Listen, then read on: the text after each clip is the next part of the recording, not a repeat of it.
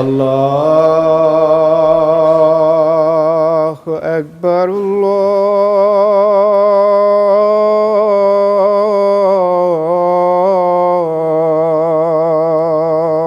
أكبر الله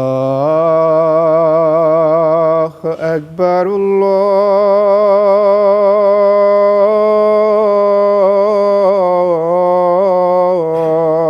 الله أكبر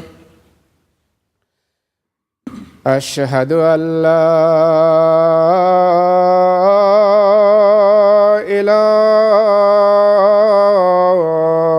إله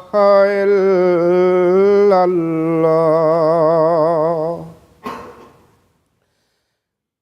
أشهد أن لا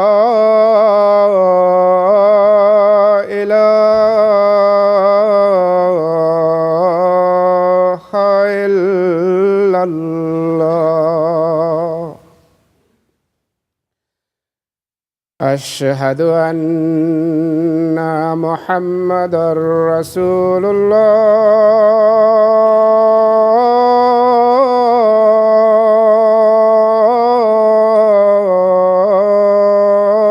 الله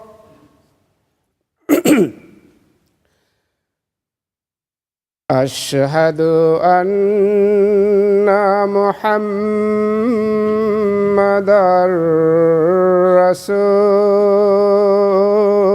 رسول الله حي على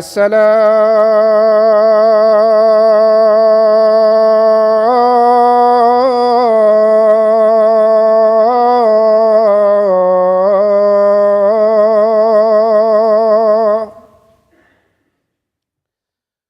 حي على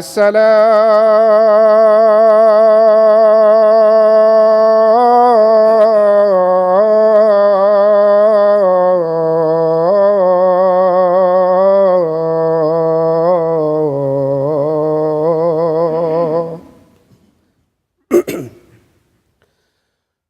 حي على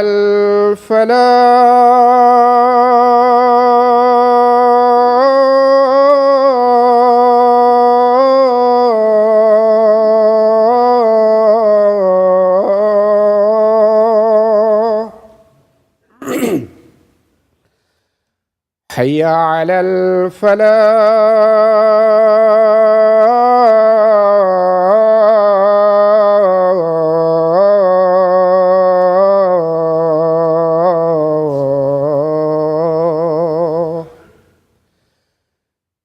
الله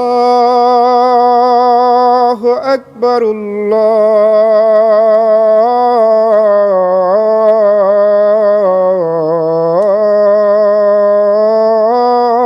الله أكبر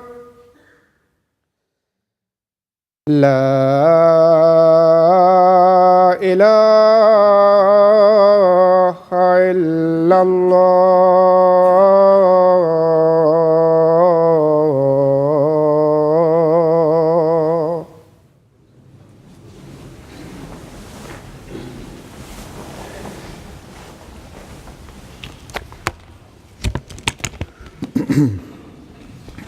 السلام عليكم ورحمة الله.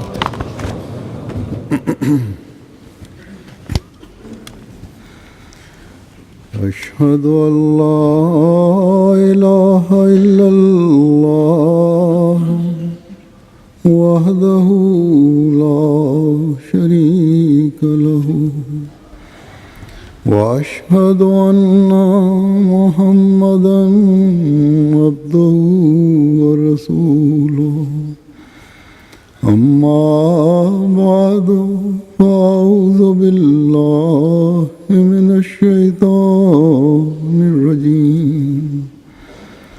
بسم الله الرحمن الرحيم الحمد لله رب العالمين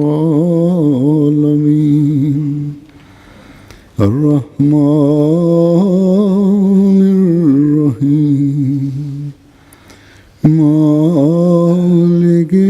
يوم الدين إياك نعبد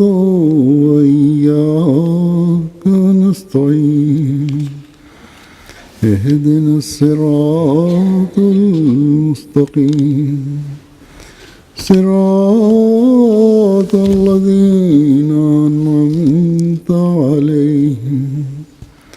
غير المغضوب عليهم ولا الضالين وقالوا لن يدخل الجنة إلا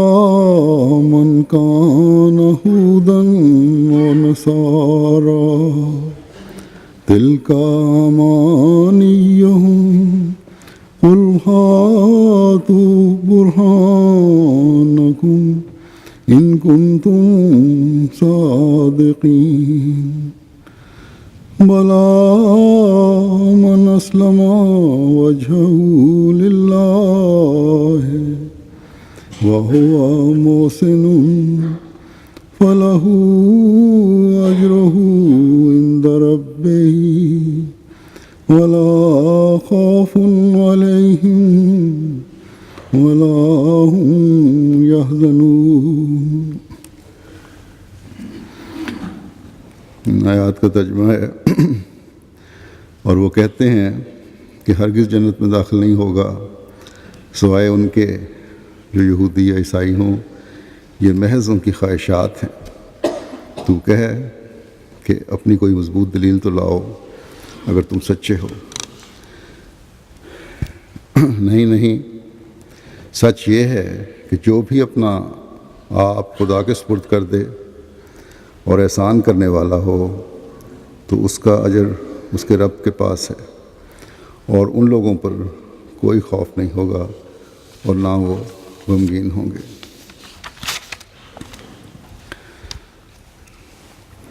گزشتہ دنوں مجھے کسی نے لکھا کہ پاکستان میں جو نئی حکومت بنی ہے یہ بھی حسب سابق احمدیوں کے ساتھ وہی کچھ کرے گی جیسے پہلے بھی لوگ کرتے رہے ہیں، اور ایک وزیر کا نام لیا کہ وہ تو پہلے بھی احمدیوں کے ساتھ اچھا نہیں رہا، اب پھر ویسے حالات ہو جائیں گے. لکھنے والے نے اس پر اپنی بڑی فکر کا اظہار کیا ہوا تھا. یہ تو اللہ بہتر جانتا ہے کیا ہوتا ہے، لیکن چاہے یہ حکومت ہو یا کوئی اور حکومت ہو، جب پاکستان میں ایک قانون احمدیوں کے خلاف ایسا بنا ہوا ہے جس میں ظلم کے علاوہ کچھ نہیں، تو پھر اس قسم کی فکر کرنے کی ضرورت نہیں ہے. اس لیے اگر کوئی فکر کرنی ہے تو یہ وہ ہمیشہ کی اور مستقل فکر ہی ہے پاکستان میں احمدیوں کے لیے، اور پاکستانی احمدیوں کو خود بھی اس لحاظ سے دعاؤں کی طرف توجہ دینی چاہیے. اگر تو ہم نے دنیاوی حکومتوں سے کچھ لینا ہے تو بے شک یہ سوچ رکھیں اور فکر کریں، لیکن اگر ہمارا تمام تر انحصار خدا تعالیٰ کی ذات پر ہے اور یقیناً خدا تعالیٰ کی ذات پر ہے تو پھر اس قسم کی فکر کی ضرورت نہیں کہ فلاں آئے گا، یا اس قسم کی امید کی ضرورت نہیں کہ فلاں آئے گا تو ہمارے حالات بہتر ہو جائیں گے اور فلاں آئے گا تو حالات خراب ہو جائیں گے. اگر اللہ تعالیٰ ہمارے ساتھ ہے، اگر ہمارا اللہ تعالیٰ سے تعلق ہے تو پھر اس قسم کی پرواہ کرنے کی ضرورت نہیں ہے. ان دنیاوی حکومتوں نے تو دنیا کے لحاظ سے جو چاہنا ہے کرنا ہے۔ اور ماضی میں گزشتہ تقریباً جب سے قانون پاس ہوا ہے احمدیوں کے خلاف اسمبلی میں 38 سال ہونے لگے ہیں، یہ کر رہی ہیں۔ بلکہ اس سے پہلے بھی حضرت مسیح موعود علیہ السلام کے زمانے میں سے مخالفت یہ ہے، اس وقت سے بھی اگر حکومت کے لیول پر نہیں تو حکومتی کارندے کچھ نہ کچھ مخالفین کے ساتھ شامل ہو کر جماعت احمدیہ کے خلاف یا احمدیوں کے خلاف، بعض احمدیوں کے خلاف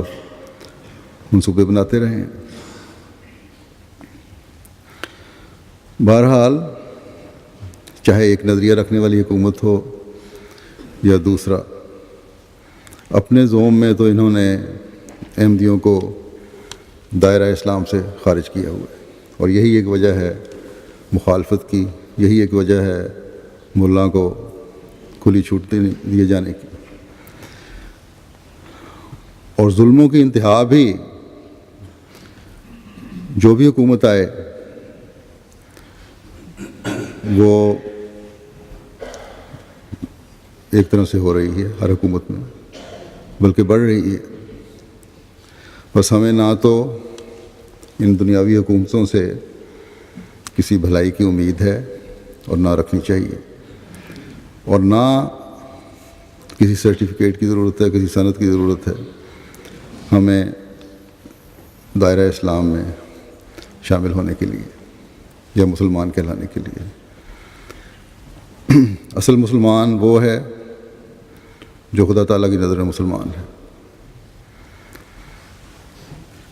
وہ مسلمان ہے جو اعلان کرے کہ میں خدا تعالیٰ کی وحدانیت پر یقین رکھتا ہوں اور ایمان لاتا ہوں، اور حضرت صلی اللہ علیہ وسلم کو آخری شرعی نبی مانتا ہوں، خاتم الانبیاء یقین کرتا ہوں، اور اس تعریف کے مطابق احمدی مسلمان ہیں، اور عملاً بھی اور اعتقاداً بھی دوسروں سے بڑھ کر مسلمان ہیں۔ بس اس اعلان کے بعد ہمیں زبردستی غیر مسلم بنا کر کچھ بھی ظلم یہ آئینی مسلمان ہم پر کریں، یا وہ مسلمان جو آئین کی روح سے مسلمان ہیں ہم پر کریں، یا حکومتیں اور ان کے وزراء کی اشیر بات پر ان کے کارندے ہم پر کریں،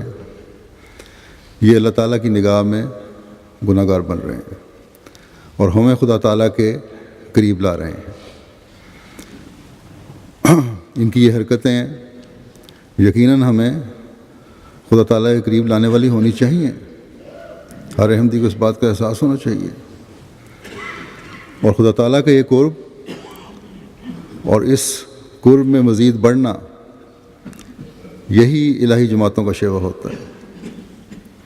اور ہونا چاہیے۔ یہاں ابھی میں نے آئینی مسلمان کہا، تو جن کو اس بارے میں پوری طرح پتہ نہیں ان کے علم کے لیے بتا دوں کہ پاکستان کا آئین یہ کہتا ہے کہ احمدی آئینی اور قانونی اغراض کے لیے مسلمان نہیں ہیں۔ یہ بھی ایک عجیب المیہ ہے، بلکہ مذہق خیز بات ہے کہ ایک جمہوری سیاسی اسمبلی اور جمہوری سیاسی اسمبلی کا دعویٰ ہونے والی اسمبلی اور حکومت مذہب کے بارے میں فیصلہ کر رہی ہے۔ بہرحال اس حوالے سے جو قانون پاس کیا گیا تھا 1974 میں، اس کے بعد پھر فوجی آمر نے اس قانون میں مزید سختیاں پیدا کی۔ اس وقت میں ان کی تفصیلات میں تو نہیں جاؤں گا۔ بہرحال اس آئینی فیصلے کے مطابق احمدی تو آئین اور قانون کی نظر میں غیر مسلم ہیں، باوجود اس کے کہ دنیا میں اسلام کی صحیح تصویر احمدی پیش کر رہے ہیں، اور غیر احمدی پاکستانی شہری آئین اور قانون کی روح سے مسلمان ہیں، باوجود اس کے کہ اسلام کی غلط تصویر ان میں سے بعض گروہ یا اکثر گروہ پیش کر رہے ہیں، اسلام کو بدنام کر رہے ہیں۔ مجھ سے اکثر دنیا والے پوچھتے ہیں، اور اس دورے میں جو امریکہ اور کینیڈا کا میرا ہوا، اس میں بھی ہر جگہ پریس نے یہ پوچھا، میں پہلے بتا چکا ہوں کہ تم جو اسلام پیش کرتے ہو ٹھیک ہے، بہت اچھا ہے، لیکن مسلمان اکثریت تو تمہیں مسلمان نہیں سمجھتی، اور ان کے عمل جو سامنے آ رہے ہیں یہ تو اس سے بالکل الٹ ہیں جو تم کہتے ہو۔ ساتھ ہی یہ دعویٰ بھی تم کرتے ہو کہ احمدی دنیا میں صحیح اسلامی انقلاب لائیں گے۔ یہ کس طرح ہوگا؟ بہرحال ان کو تو میں یہی بتاتا ہوں کہ یہ ہو گئے والی بات نہیں بلکہ ہو رہا ہے، اور لاکھوں سعید فطرت مسلمان اس حقیقی اسلام کو سمجھ کر ہر سال اسلام میں احمدیت میں شامل ہو رہے ہیں، اس حقیقی اسلام میں شامل ہو رہے ہیں، اور انشاءاللہ تعالی ہم اس وقت تک یہ کام کرتے چلے جائیں گے جب تک دنیا کو یہ نہ منوا لیں کہ اسلام ایک پرامن مذہب ہے، اور حضرت محمد رسول اللہ صلی اللہ علیہ وسلم امن کے وہ پیغامبر ہیں جس کی مثال دنیا میں کہیں نہیں ملتی، اور آپ کے جھنڈے تلے ہی دنیا کی نجات ہے۔ باقی میں ان کو یہ بھی کہا کرتا ہوں کہ کسی کے مذہب کا فیصلہ کرنا یا کسی مذہب کے ماننے والا یا نہ ماننے والا سمجھنا کسی دوسرے شخص کا کام نہیں ہے، بلکہ ہر انسان اپنے مذہب کا فیصلہ خود کرتا ہے۔ بعض شدت پسند حکومتیں یا ملا ہمیں مسلمان سمجھیں یا نہ سمجھیں، اس سے ہمیں کوئی فرق نہیں پڑتا۔ میں مسلمان ہوں، اور خدا تعالیٰ کے فضل سے جنہوں نے حضرت مسیح موعود علیہ السلام کو مانا ہے وہ سب مسلمان ہیں، اور ان سے بہتر مسلمان ہیں جنہوں نے حضرت مسیح موعود علیہ السلام کو نہیں مانا، اور یہی ہر احمدی جو ہے وہ سمجھتا ہے۔ اس قسم کی حرکتیں کر کے یہ لوگ احمدیت تک تو کچھ نہیں بگاڑ سکتے۔ ہاں، اگر کوئی حکومت یا وزیر یا ان کے چیلے احمدیوں پر ظلم کریں گے تو دنیا میں اپنی حکومت کو اور ملک کو بدنام کریں گے۔ حکومت کے بدنام ہونے سے ہمیں فرق نہیں پڑتا، جو بھی حکومت آتی ہے، گو ایک پاکستانی ہونے کی حیثیت سے شرمندگی بہرحال ہوتی ہے، لیکن ملک کی بدنامی سے ہر احمدی کا دل خون ہوتا ہے، کیونکہ اس ملک کی خاطر ہم نے بڑی قربانیاں دی ہوئی ہیں کہ یہاں مذہب کے نام پر خون کر کے یہ لوگ نہ صرف ملک کو بدنام کر رہے ہیں بلکہ یہ سب کچھ جو ہو رہا ہے اسلام کے نام پر ہو رہا ہے، اور اسلام جو امن، صلح، بھائی چارے اور محبت کا مذہب ہے، اسے بھی بدنام کرنے کی کوشش کر رہے ہیں۔ اللہ تعالیٰ تو فرماتا ہے کہ دشمن سے بھی حسن سلوک کرو۔ جہاں انصاف کا سوال آئے، انصاف بہرحال مقدم ہے۔ وَلَا يَجْرِمَنَّكُمْ شَنَآنُ قَوْمٍ عَلَىٰ أَلَّا تَعْدِلُوا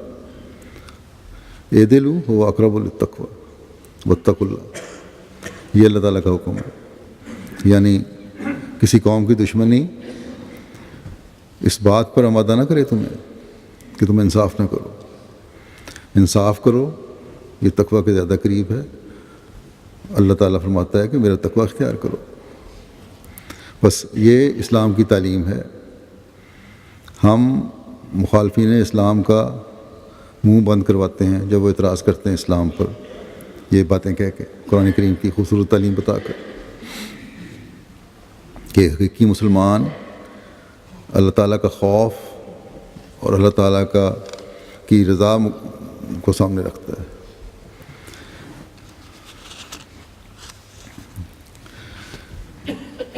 وہ یہ ہو ہی نہیں سکتا کہ ایک حقیقی مسلمان بے انصافی اور ظلم کی باتیں کرے. لیکن مسئلہ یہاں یہ ہے کہ جن لوگوں کے پیچھے قوم چل رہی ہے ان میں تقویٰ تو ویسے ہی نہیں ہے، اور جب تقویٰ ہی نہیں تو پھر ان سے ظلم اور بے انصافی کی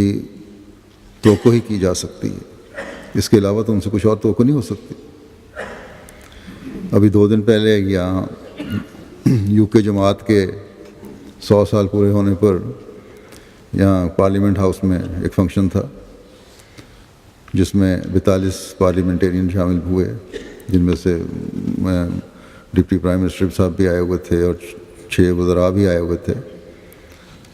اور 20 دوسرے ڈپلومیٹ اور دوسرا پڑھا لکھا طبقہ تھا. تو ان کے سامنے ہی میں نے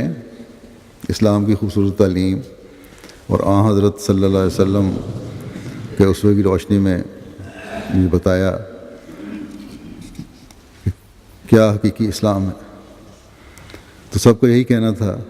کہ تمہارے ایڈریس تو ہمیشہ کی طرح یہی ہوتے ہیں، اور جماعت احمدیہ امن اور صلح کی باتیں کرتی ہے،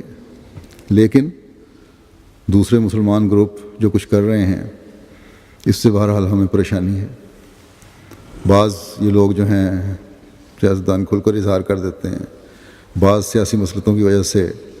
ڈر کر بات کرتے ہیں.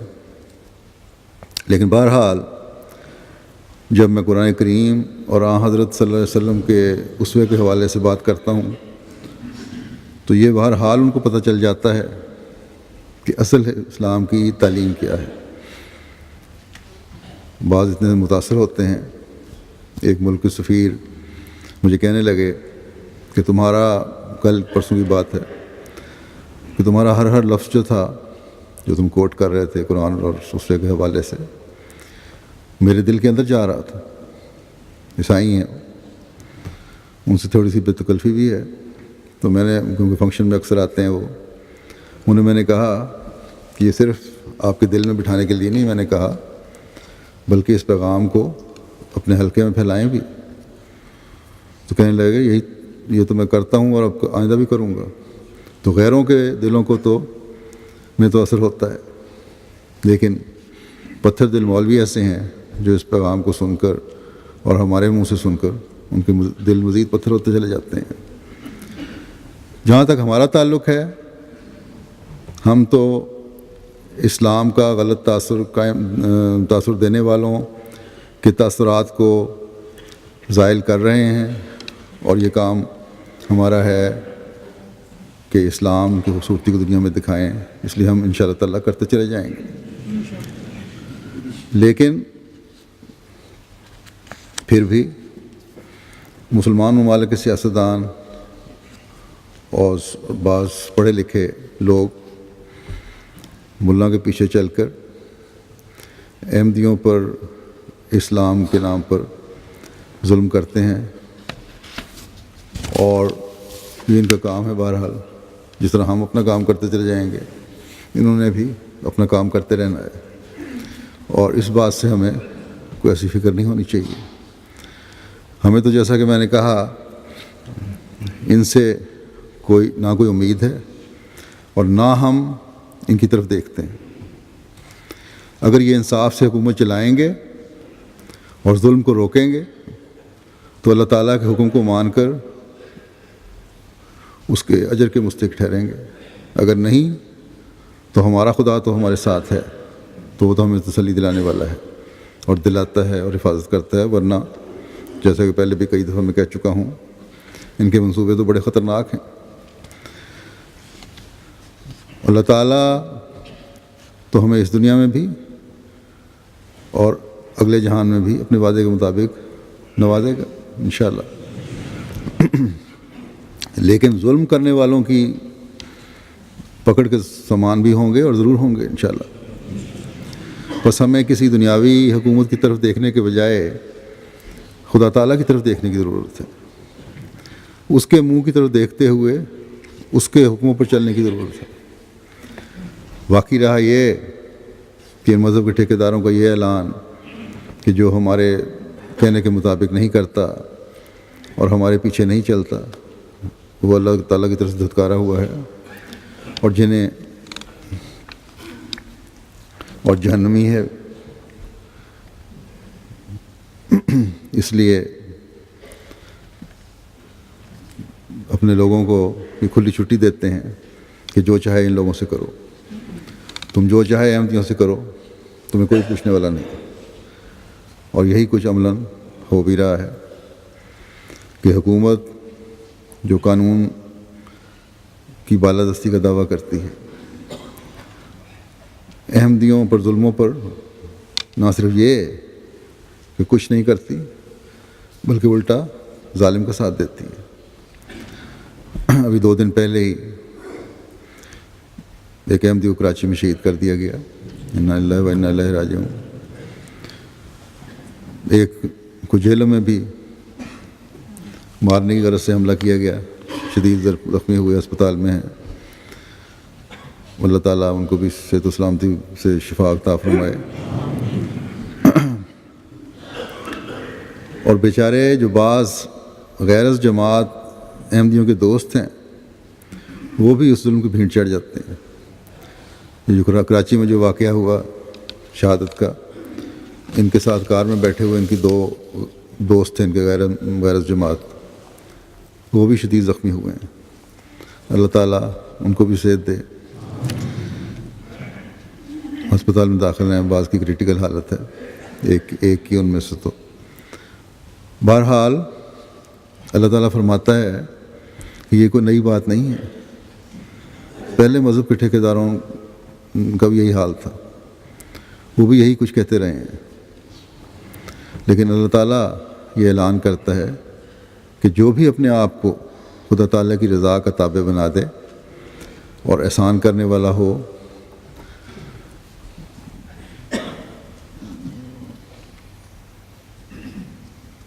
تو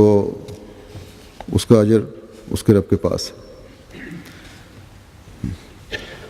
یہ دوسرے دوست جو زخمی ہوئے ہیں یہ تو کراچی میں ہوئے ہیں، دوسرے جیلم کے ہیں، سرائے عالمگیر کے، ان کی حالت اب اللہ کا فضل سے بہتر ہے، اللہ تعالیٰ ان کو شفا دے۔ تو بہرحال یہ میں کہہ رہا تھا کہ اللہ تعالیٰ فرماتا ہے جو بھی اللہ تعالیٰ جو اپنے آپ کو خدا تعالیٰ کی رضا کا تابع بنا دے اور احسان کرنے والا ہو تو اس کا اجر اس کے رب کے پاس ہے۔ جنت اور جہنم میں جانے کا سرٹیفکیٹ کسی مذہب یا مذہب کے نام پر خون کرنے والوں نے نہیں دینا، یا کسی دوسرے شخص نے نہیں دینا، کسی اسمبلی نے نہیں دینا۔ بس اللہ تعالیٰ جو دلوں کا حال جانتا ہے وہ اعلان فرماتا ہے کہ جو نیک عمل کرے اور اللہ تعالیٰ کی رضا کے حصول کے لیے کرے، زمانے کے امام کی بیعت میں آئے، اور اس لیے آئے کہ اللہ تعالیٰ اور اس کے رسول کا حکم ہے، تو پھر نہ ایسے شخص کو خوفزدہ ہونے کی ضرورت ہے، نہ غمگین ہونے کی ضرورت ہے۔ اللہ تعالیٰ کی رضا کو حاصل کرنے کے لیے اس کی تعلیم کے مطابق کیا گیا ہر عمل اسے خدا تعالیٰ کی رضا حاصل کرنے والا بنائے گا۔ بس ہر احمدی جو اللہ تعالیٰ اور اس کے رسول صلی اللہ علیہ وسلم کے حکم کے تابع ہو کر مسیح موعود علیہ السلام کی بیعت میں آیا ہے، وہ یقیناً اللہ تعالیٰ کا تابع فرمان ہے۔ مسلمان بھی یقیناً ہے اور پکا مسلمان ہے، اور اللہ تعالیٰ کے پیار کو حاصل کرنے والا بھی ہے۔ اس کے مسلمان ہونے پر کسی اسمبلی یا سیاسی حکومت کی مہر کی ضرورت نہیں ہے۔ اللہ تعالیٰ کے نزدیک وہ مسلمان ہے جو ان آیات کے مطابق جو میں نے تلاوت کی ہیں یہ اعلان کرے کہ میں مسلمان ہوں۔ فرمایا کہ من اسلم وجہہ للہ، جو کوئی بھی اپنی تمام تر توجہ کو اللہ تعالیٰ کی طرف پھیر کر اس کا اعلان کر دے کہ میں مسلمان ہوں، تو یہی لوگ مسلمان ہیں۔ اللہ تعالیٰ نے یہاں یہ نہیں فرمایا کہ کوئی دوسرا یہ اعلان کرے کہ تم مسلمان ہو یا نہیں ہو، بلکہ ہر فرد اپنے آپ کو اللہ تعالیٰ کا تابع بنا کر پھر اعلان کرے کہ میں اپنی مرضی سے مسلمان ہونے کا اعلان کرتا ہوں، اور ایک مسلمان ہونے کی حیثیت سے جو ذمہ داری خدا تعالیٰ نے مجھ پر ڈالی ہے اسے اٹھانے کے لیے تیار ہوں۔ اور پھر دعویٰ نہیں بلکہ فرمایا اللہ تعالیٰ نے وہ محسن، وہ احسان کرنے والا ہو، وہ تمام اعمال آسن طریق پر بجا لائے جن کے کرنے کا خدا تعالیٰ نے حکم دیا ہے۔ یہ ذمہ داری ہے جو اٹھانی ہے کہ اللہ تعالیٰ کے احکامات پر عمل کرنا ہے، اور ہر اس برائی سے بچے جسے رکنے کا خدا تعالیٰ نے حکم دیا۔ اگر یہ حالت ہو جائے گی تو اللہ تعالیٰ کے پیار کی نظر پھر ایسے شخص پر پڑے گی۔ پھر اللہ تعالیٰ فرماتا ہے اگر تم ایسے ہو تو تمہیں کسی قسم کا خوف اور غم نہیں ہونا چاہیے۔ نیک اعمال پچھلے گناہوں سے بھی مغفرت کے سرمان کر رہے ہوں گے، اور نیک اعمال کا تسلسل اور باقاعدگی برائیوں سے بچنا اور دین کو دنیا پر مقدم کرنا آئندہ کی غلطیوں سے بھی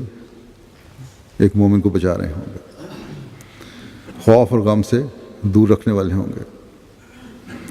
حضرت مسیح موعود علیہ الصلوۃ والسلام اس کی وضاحت میں فرماتے ہیں کہ واضح ہو کہ لغت عرب میں اسلام اس کو کہتے ہیں کہ بطور پیشگی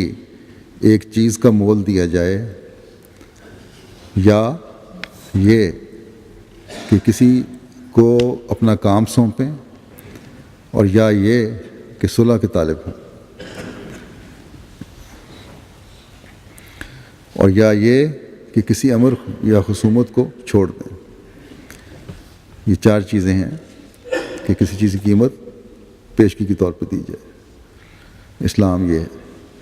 کسی کو اپنا کام سپرد کیا جائے،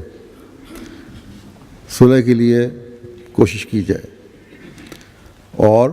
ہر قسم کے جھگڑے اور والی باتوں کو چھوڑ دیا جائے۔ اور فرمایا کہ اصطلاحی معنی اسلام کے وہ ہیں جو اس آیت کریمہ میں اس کی طرف اشارہ ہے، یعنی یہ کہ بلا من اسلم وجہہ للہ وہو محسن فلہ اجرہ عند ربہ ولا خوف علیہم ولا هم یحزنون، یعنی مسلمان وہ ہے جو خدا تعالیٰ کی راہ میں اپنے تمام وجود کو سونپ دے ہوئے، یعنی اپنے وجود کو اللہ تعالیٰ کے لیے اور اس کے ارادوں کی پیروی کے لیے اور اس کی خوشنودی کے حاصل کرنے کے لیے وقف کر دے ہوئے،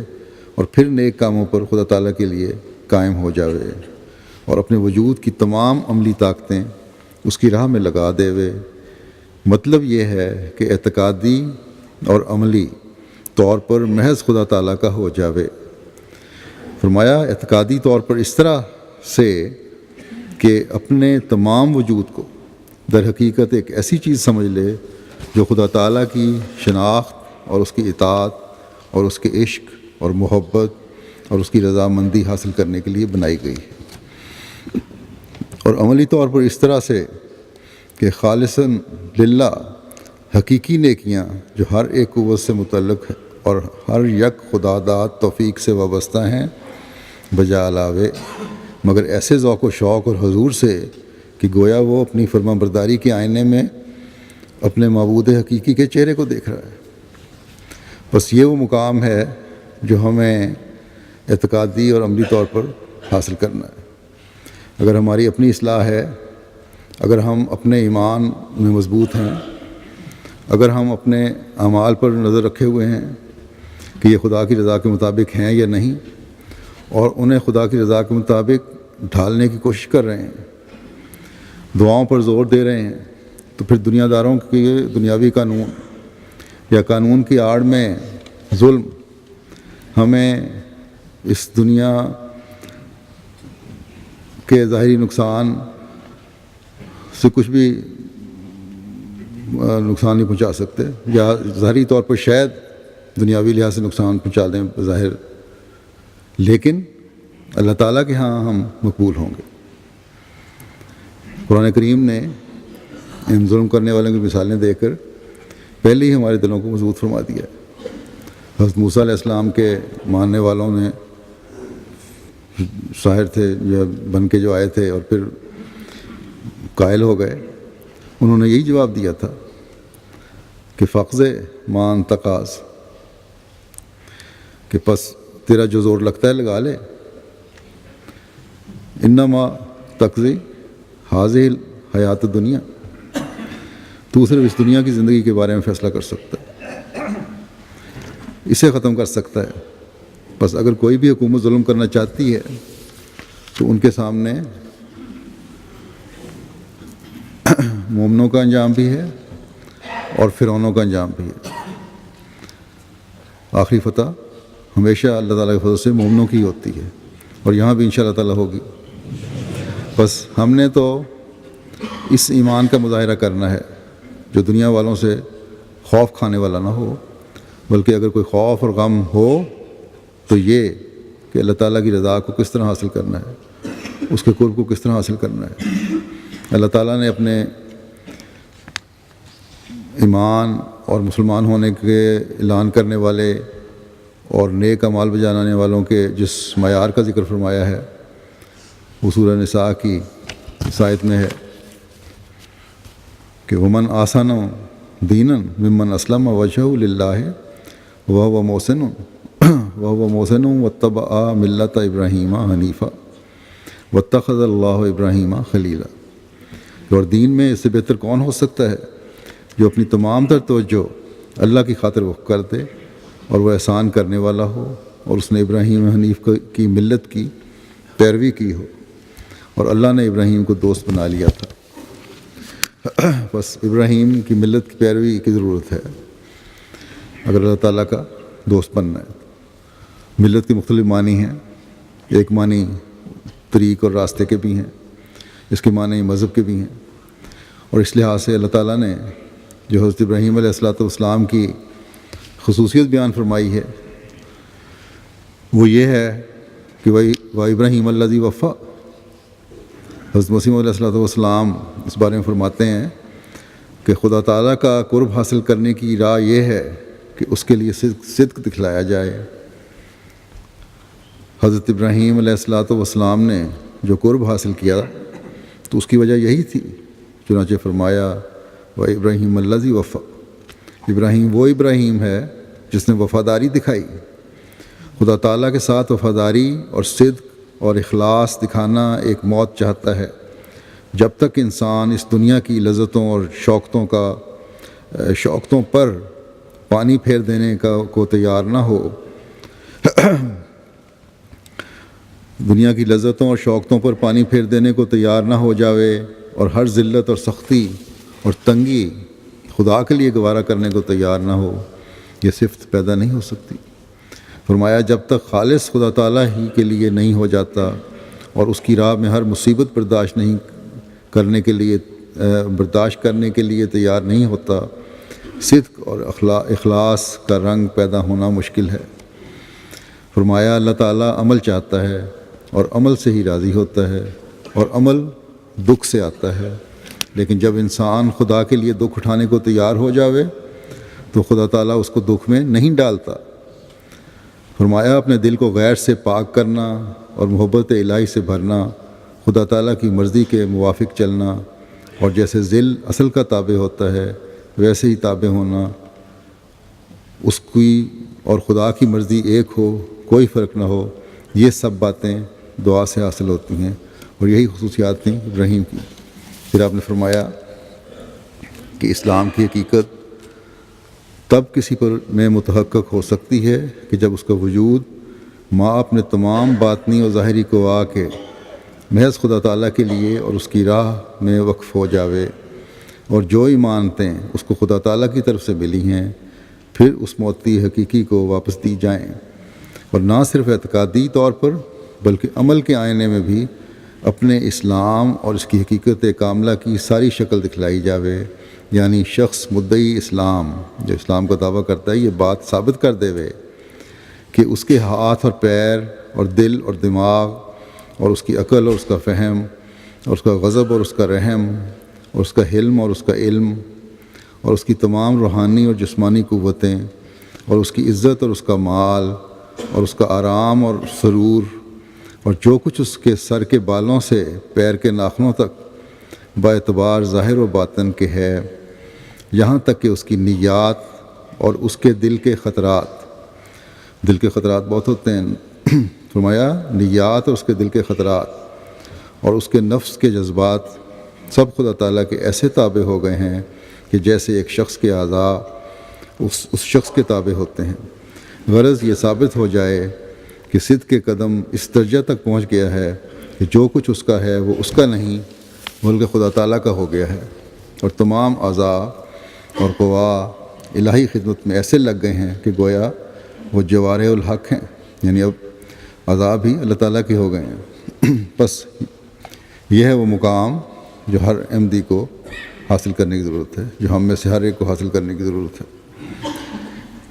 اور جب یہ مقام ہم حاصل کرنے کی کوشش کریں گے تو تبھی حقیقی مسلمان ہونے کا اعلان کر سکتے ہیں، تبھی ہم خدا تعالیٰ کی پناہ میں آنے والے بھی ہوں گے۔ اللہ تعالیٰ کرے کہ بحیثیت جماعت کی کثرت اس مقام کو حاصل کرنے والی ہو، دعاؤں کی طرف توجہ دینے والی ہو، ہم حقیقت میں اسلامی رنگ میں رنگین ہونے والے ہوں، اور پھر اللہ تعالیٰ کے فضلوں کو جذب کرتے ہوئے ان لوگوں میں شمار ہوں جن کے بارے میں اللہ تعالیٰ فرماتا ہے بشریٰ للمسلمین، کہ فرمانبرداری کے لیے خالص ہو کر اسلام کے احکامات پر عمل کرنے والوں کے لیے بشارت ہے۔ اور جب اللہ تعالیٰ کی طرف سے بشارت ملتی ہے تو دشمن کی بےخکنی اور خاتمے کے نظارے بھی نظر آتے ہیں۔ خدا کرے کہ ہم میں سے اکثریت کی دعاؤں کی طرف توجہ پیدا ہو جائے، بلکہ ہر ایک احمدی کی دعاؤں کی طرف توجہ پیدا ہو اور اللہ تعالیٰ سے خاص تعلق پیدا ہو، اور جلد ہم مخالفین کے انجام کو بھی دیکھنے والے ہیں۔ اس کے بعد اب میں جیسا کہ میں نے کہا ایک شہید کیے گئے ہیں کراچی میں، ان کے کچھ گواہ پیش کرتا ہوں، انشاءاللہ نماز جمعہ کے بعد ان کا جنازہ غائب بھی ہوگا۔ ان کا نام تھا مکرم چودھری حامد سمیع صاحب، چودھری عبدالسمیع خادم صاحب مرحوم کے بیٹے تھے، گلشن اقبال کراچی میں ہی رہتے تھے۔ 11 جون کو ان کی شہادت ہوئی ہے۔ ان کے خاندان میں احمدیت کا نفوذ ان کے دادا محترم چودھری عبدالرحیم صاحب کے ذریعے سے ہوا تھا۔ ان کے دادا مکرم چودھری عبدالرحیم صاحب کا تعلق گرداسپور انڈیا سے تھا۔ اسی طرح آپ کی دادی سردار بیگم صاحبہ حضرت مسیح علیہ السلام کے صحابی چودھری محمد اسماعیل صاحب کی صاحبزادی تھیں۔ ان کے دادا چودھری عبدالرحیم صاحب نے 1924 میں بیعت کی تھی۔ بیعت کے بعد انہوں نے اپنے والدین کی شدید مخالفت کا سامنا کرنا پڑا۔ یہ مخالفت کوئی آج سے نہیں ہے، یہ ہمیشہ سے ہے، یہاں تک کہ ان کے والد انہیں کی سزا کس طرح دیا کرتے تھے ان کے دادا کو، کہ ان کی ہتھیلیوں پر چارپائی کے پائے رکھ کے باندھ دیا کرتے تھے اور خود چارپائی پر سو جایا کرتے تھے، اور اس طرح آپ کے دادا ساری رات اسی حالت میں بندھے رہتے تھے۔ ان کی وجہ سے ان کی ہتھیلیوں میں نشان بھی پڑ گئے تھے۔ آخر 1929 میں پھر یہ لاہور آ گئے اور وہیں رہائش اختیار کر لی، اور حامد سمیع صاحب کی پیدائش بھی لاہور میں ہوئی۔ تعلیمی لحاظ سے چارٹرڈ اکاؤنٹنٹ تھے، اور ان کے والد بھی چارٹرڈ اکاؤنٹنٹ تھے، اور اپنی ان کی فرم تھی چارٹرڈ اکاؤنٹنسی کی، وہ چلایا کرتے تھے۔ ان کی عمر شہادت کے وقت 48 سال کی تھی، اور موسی تھے اللہ تعالیٰ کے فضل سے۔ یہ عصر کی نماز کی ادائیگی کے بعد تقریباً 6:30 بجے اپنی فرم سے جو جناح روڈ کراچی میں تھی کار کے ذریعے سے جا رہے تھے، اور غیر جماعت دوست بھی ان کے ساتھ تھے، گاڑی میں سوار تھے۔ کہتے ہیں کچھ آگے نکلے ہیں اپنے دفتر سے تو نامعلوم حملہ آوروں نے جو کہ موٹر سائیکلوں پر سوار تھے ان پر اندھا دھند فائرنگ شروع کر دی، اور زخموں کی نوعیت سے یہ معلوم ہوتا ہے کہ حملہ آور 2 موٹر سائیکلوں پر سوار تھے اور گاڑی کی دونوں طرف سے انہوں نے حملہ کیا تھا۔ کم و بیش 6 گولیاں آپ کے ماتھے پہ لگی تھیں اور پھر کمر پر، چہرے پر، جس سے آپ موقع پہ شہید ہو گئے۔ انا للہ و انا الیہ راجعون۔ اور 2 دوست بھی جیسا کہ میں نے کہا زخمی ہیں، اور ایک کی حالت کافی تشویشناک ہے، اللہ تعالیٰ رحم فرمائے ان پہ بھی۔ بہرحال یہ لگتا ہے کہ جو 2 دوست زخمی تھے ان کو براہ راست گولیاں نہیں لگیں، بلکہ ان کے میں سے گولیاں گزر کے ان کو جا کے لگتی رہی ہیں۔ یہ شہید مرحوم سیکٹری مال بھی تھے اپنے حلقے کے، اس کے علاوہ خدام الاحمدیہ پہلے تھے، اب تو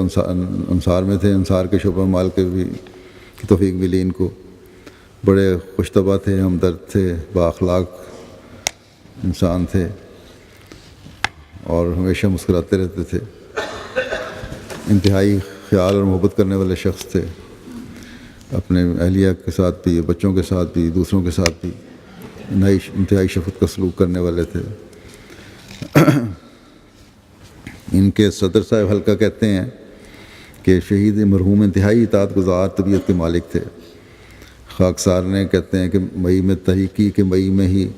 چندے کی ادائیگی مکمل ہو جائے، تو انہوں نے فوراً اپنی ادائیگی کر دی، بلکہ کچھ زیادہ دے دیا، اور 11 جون کو شہادت سے ایک دن قبل موسیان کی میٹنگ کا انعقاد کیا اور بڑے پر اثر انداز میں وصایا اور چندوں کے نظام کی اہمیت بیان کی۔ اچھے بولنے والے بھی تھے۔ انٹرنشپ کے لیے احمدیوں کی کافی مدد کیا کرتے تھے۔ ان کی اہلیہ محترمہ صبا حامد صاحبہ اور 2 بیٹیاں ہیں، عروسہ حامد 14 سال کی، باریہ حامد 7 سال کی، اور بیٹا راسخ احمد 9 سال کے۔ اللہ تعالیٰ ان کو صبر اور حوصلہ عطا فرمائے اور خود ان کا حامی و ناصر ہو، اور ہر موقع پر جو باقی بھائی اور بہنیں وغیرہ پاکستان سے باہر ہی مقیم ہیں، اللہ تعالیٰ روم کے درجات بلند فرماتا چلا جائے۔